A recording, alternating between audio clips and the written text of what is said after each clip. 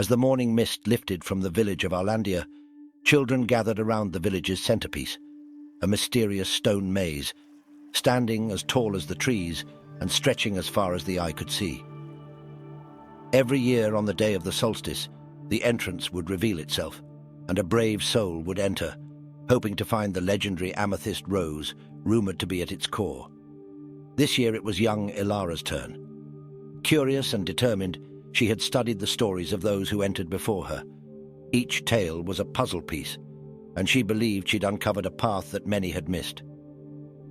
Legend said that the amethyst rose held powers to grant a single wish, and Elara's wish was to find her missing brother, lost in the labyrinth years ago. With the village cheering her on, she stepped through the entrance just as the first rays of sunlight struck the stone. The air inside was cool, and the walls seemed to pulse with a silent heartbeat. She remembered the first clue from her studies. Follow the shadow when the sun stands tall, and a path will open, but beware the fall. Following the shadows, Elara navigated through the twists and turns. Along her path, she encountered beautiful glowing runes, intricate carvings, and even statues that seemed to come alive with whispered riddles. In one chamber, water streamed from a weeping statue, pooling into a basin. Reflected in the pool was not Elara's face, but an image of her brother calling out to her. The vision was fleeting, but filled her with hope and urgency. By midday, she reached a clearing with 4 doors, each adorned with symbols: a sun, a moon, a star, and a storm cloud. Remembering a tale of elemental challenges, she chose the door with the storm cloud, prepared to face the trial of courage. The moment she entered, she found herself on a narrow bridge amidst a roaring tempest. Braving the wind and rain, Elara recalled the words, "With heart and mind aligned, the storm you'll leave behind." Closing her eyes, Elara focused on her love for her brother, using it as a beacon. When she opened them again, the storm had calmed and she was on the other side. Journeying deeper into the labyrinth, Elara solved riddles, overcame illusions, and danced with enchanted statues that tested her wit and agility. With each challenge, the maze unveiled more of its secrets, and she felt closer to the amethyst rose. One evening, she entered a grove bathed in moonlight. Here, shadows danced, and she saw apparitions of those who had ventured into the maze before her, including a familiar face, her brother. They couldn't touch or speak, but their souls connected. He showed her the final path, warning her of the guardian she'd have to face, a creature of the maze, bound to protect the amethyst rose.